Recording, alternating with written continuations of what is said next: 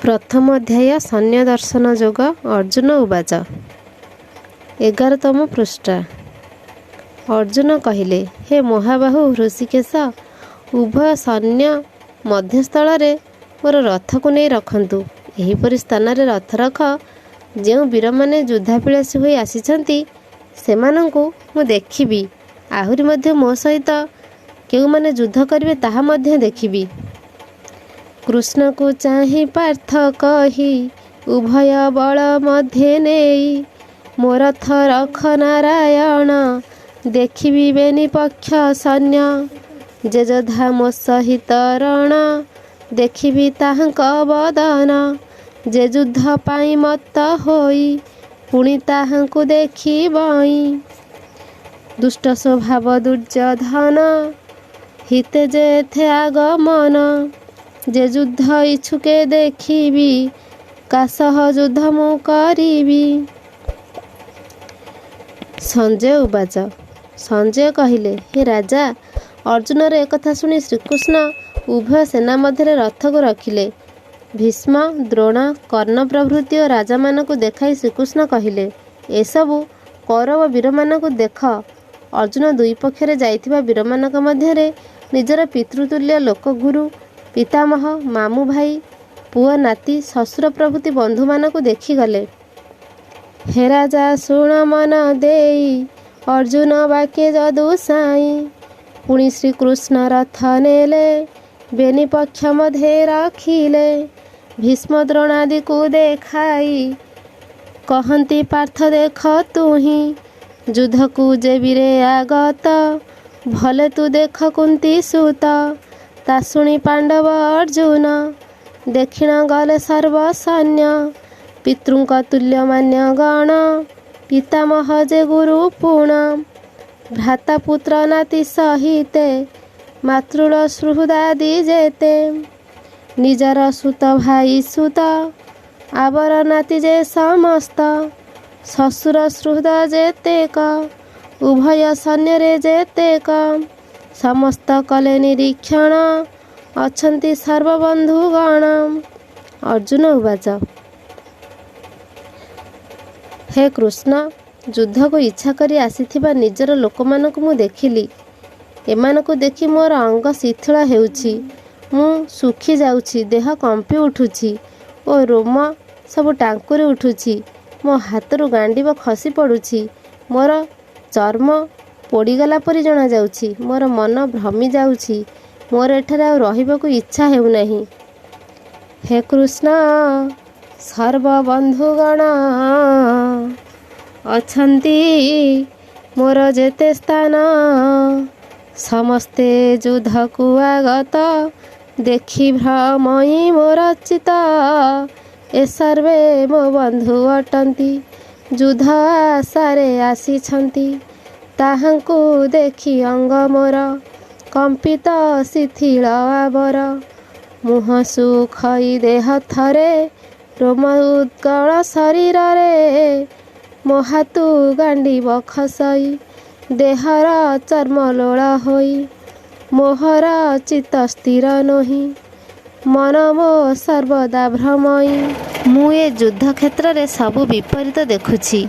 निजर आत्मीय स्वजन मानक विनाश करी मोर कौन लाभ हेब। ए युद्ध रे जयी होई ए विशाल राज्य सुख भोग करने को मोर इच्छा हेउ नाही। एपरि राज्य सुखरे तो जीवन रे मोर आवश्यकता ही नाही। जेउ मानक सकाशे राज्य ओ धनरत्न आवश्यक, सेही माने प्राण आशा छाड़ी एठारे जोग देइछंती।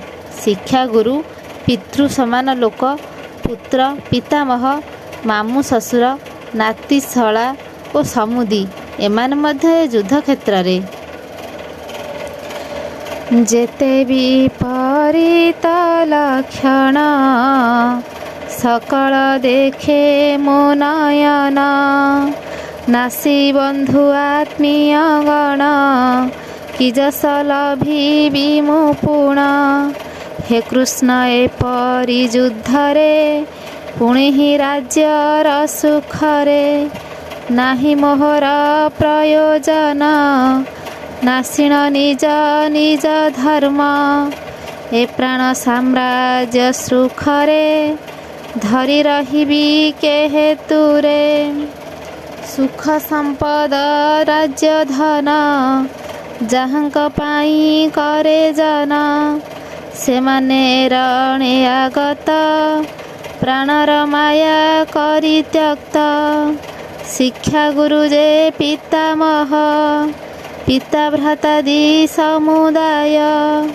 ପୁତ୍ର ନାତି ମାମୁଁ ଶ୍ୱଶୁର ଶାଳକ ଆତ୍ମୀୟ ସକଳ।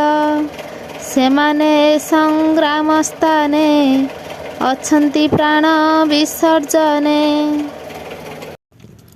ହେ ମଧୁସୂଦନ, ଏ ସମସ୍ତେ ମୋତେ ବିନାଶ କଲେ ମଧ୍ୟ ଏହି ସାମାନ୍ୟ ରାଜ୍ୟ କିମ୍ବା ଛାର ତ୍ରୈଲୋକ୍ୟ ପାଇଲେ ସୁଦ୍ଧା ମୁଁ ଏମାନଙ୍କୁ ମାରିବି ନାହିଁ। ହେ ଜନାର୍ଦ୍ଦନ, ଏହି କୌରବମାନଙ୍କୁ ବିନାଶ କଲେ ମୋର କି ସୁଖ ହେବ? ବରଂ ଆତତାୟୀମାନଙ୍କୁ ବିନାଶ କରିଲେ ମୋତେ ପାପଭାଗୀ ହେବାକୁ ହେବ, କାରଣ ଏମାନେ ମୋର ସୋଦର। ଶୁଣନ୍ତୁ ହେ ମଧୁସୂଦନ, ଏମାନେ ମୋତେ ବିନାଶୀଣ। ଏହି ଯେ ପୃଥିବୀ ସାମାନ୍ୟ ଏହାକେ କରଇ ଗଣନ। ଯେବେ ତ୍ରିଲୋକ୍ୟ ମିଳେ ଆସି ନଇଛେ ଏହାକୁ ବିନାଶୀ। କୌରବଗଣ କଲେ ନାଶ କରିବ ମୋତେ ପାପ ସ୍ପର୍ଶ। ହୁଅନ୍ତୁ ସେହି ଆତତାୟୀ ୟାଙ୍କ ବିନା ସେ ପୁଣ୍ୟ ନାହିଁ। ହେ ମାଧବ, ମୋର ଏହି ଆତ୍ମୀୟ କୌରବମାନଙ୍କୁ ମାରିବା ଅନୁଚିତ। ସ୍ୱଜନ ବଧ କଲେ କ'ଣ ସୁଖ ହେବ? ଯେବେ ଏମାନେ ବିବେକଶୂନ୍ୟ ହୋଇ ଲୋଭ ହେତୁ ବଂଶନାଶ ଓ ବନ୍ଧୁ ମିତ୍ରଦୋହ ପାପକୁ ନ ଭାବନ୍ତି। ଆହେ ମାଧବ, ଆପଣାର ବନ୍ଧୁ ଯେ ଧାତ୍ର ରାଷ୍ଟ୍ରଙ୍କର। ବିନା ସେ ସୁଖ ହେବ ନାହିଁ, ଏଣୁ ତା ଉଚିତ ନୁହଁ। ଯେବେ ସର୍ବେ ଲୋଭ ବସେ ବିବେକ ହରାଇ ଲାଳସେ। ବଂଶର ବିନାଶ ନିମନ୍ତେ ବନ୍ଧୁ ମିତ୍ରଙ୍କୁ ବିନାଶିତେ। ପାପକୁ ନ ଡରନ୍ତି ସେହି ସେ ଆପେ ମଜନ୍ତି ସେ ଯାଇ। ଜାଣି ଶୁଣିଣ ଏହା ମୋହି କରିଣ ପାପ ଅର୍ଜି ଛଇ। ସେ ପାପୁ କ୍ଷାନ୍ତ କାହିଁ ପାଇ ନହେବି କୁହ ରମାସାଇ। ଏହି ବିଚାର ଜନାର୍ଦ୍ଦନ ଉଦୟ ହୁଏ ମୋର ମନ। ଯେବେ ବଂଶ ବିନାଶ ହେବ କୁଳ ଧର୍ମ ନଷ୍ଟ ଯିବ। ଯେବେ ଅଧର୍ମେ କଳ ରହି ସ୍ତ୍ରୀଏ ଯାନ୍ତି ନଷ୍ଟ ହୋଇ। ହେ କୃଷ୍ଣ, ଅଧର୍ମ ବୃଦ୍ଧି ହେଲେ କୁଳସ୍ତ୍ରୀମାନେ ବ୍ୟଭିଚାର କରି ବର୍ଣ୍ଣଶଙ୍କର ଜନ୍ମ କରନ୍ତି। କୁଳରେ ବର୍ଣ୍ଣଶଙ୍କର ଜାତ ହେଲେ ସେ କୁଳ ନର୍କରେ ପଡ଼େ। ପିତୃପୁରୁଷମାନେ ପିଣ୍ଡ ଗ୍ରହଣ ନ କରି ନର୍କ ଭୋଗନ୍ତି। ଏହି ବର୍ଣ୍ଣଶଙ୍କରଙ୍କ ସକାଶୁ କୁଳଧର୍ମ ନଷ୍ଟ ହୁଏ। ଯଥେଚ୍ଛା ରମଣ କରନ୍ତି ବର୍ଣ୍ଣଶଙ୍କର ଉପୁଜାନ୍ତି। ହେଲେ ବର୍ଣ୍ଣଶଙ୍କର ଜାତ ସେ କୁଳ କ୍ଷୟ ଯେ ନିଶ୍ଚିନ୍ତ। ପିଣ୍ଡ ତର୍ପଣ କର୍ମହୀନେ ନରକ ଯାନ୍ତି ପିତୃମାନେ। ବର୍ଣ୍ଣଶଙ୍କର ଯେ ଜନ୍ମାଇ କୁଳଘ୍ନ ଦୁରାଚାରୀ ସେହି। ନାସି ସ୍ୱଭାବୀ କୁଳ ଧର୍ମ ନରକେ ହୁଅନ୍ତି ପତନ। ଶାସ୍ତ୍ରରେ ଶୁଣିଅଛି ମୁହିଁ ହେ ଜନାର୍ଦ୍ଦନ ତେଣୁ କହି। ଆହ କି ପାପ ଲୋଭେ ମୁହିଁ ମଜିବା ଇଚ୍ଛା ଯେ କରଇ। ପୁତ୍ର କଳତ୍ର ବନ୍ଧୁ ନାଶ କରିବା ପାଇଁ ମୁଁ ପ୍ରବେଶ। ମୋହିନ କାର୍ଯ୍ୟ ଦେଖି ରଣେ ଯେବେ ସେ ଧୃତ ରାଷ୍ଟ୍ରଗଣେ। ଯଦି ସେ ମୋତେ ବିନାଶନ୍ତି ମୋ ପକ୍ଷେ ଶ୍ରେଷ୍ଠ ସେ ଅଟନ୍ତି।